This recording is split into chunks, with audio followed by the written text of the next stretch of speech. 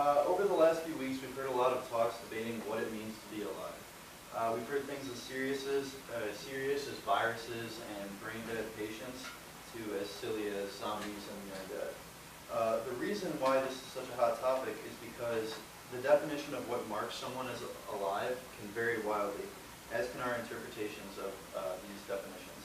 Despite these challenges, my goal today is to prove to you that life truly does begin at conception.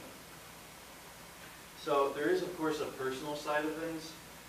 Each person may interpret something in a completely different way than somebody else. For instance, a close family member of somebody who is brain dead might claim without a doubt that they're alive. Just like a passionate Walking Dead fan might try to argue with you all day that zombies are alive and will one day take over. To me, life doesn't just exist in the present. Life includes what that being, whatever it is, will eventually one day become. And viruses can multiply and take over, and babies are created from the tiniest cells. Anyone can say what they want about early pregnancies not being truly alive, but no one can deny that that baby, should that baby be left alone, it will eventually grow into a new person clearly alive.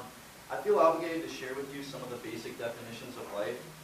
Again, I know we've been seeing these a lot lately, but I think these will help my case even better. So according to Utah science, living things are made of cells, obtain and use energy, grow and develop, reproduce, and respond and adapt to their environment.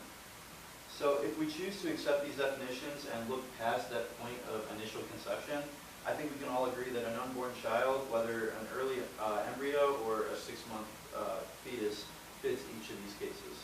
Babies are certainly made of cells. They use energy that they obtain through their mother. They grow and develop over a 9-month period. And reproduction can be viewed in one of two ways, either the cellular level as the baby grows and develops inside the mother, or once it's been born and becomes a mature adult, reproduction, the normal with another person as an adult.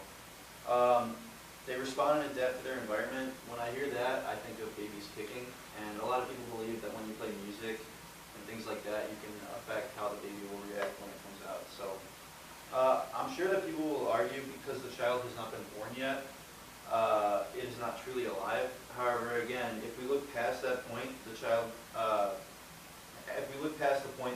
was conceived, that doesn't really apply. The National Association for the Advancement of Preborn Children says the changes occurring between implantation, a 6-week embryo, and a 6-month fetus, a 1-week-old child, or a mature adult are merely stages of development and maturity. The page was discussing a case where scientists and physicians testified to a United States Senate committee that human life begins at conception. Another example is from liveaction.org. It says human development is a continuous process that begins when an egg from a female is fertilized by sperm from a male. The key here is the continuous process aspect of this. This comes from a group of physicians studying the subject who wrote the book, The Developing Human, Clinically Oriented Embryology.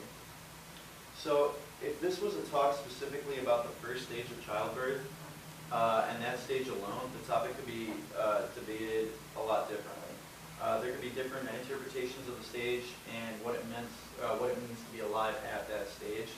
However, because we're looking for life beginning at conception and starting there, beginning, and then every stage after that, we have to include information from all the stages from that point and everything that that egg will one day become. With a much larger set of information to draw from, it should be quite clear that life really does begin immediately at conception.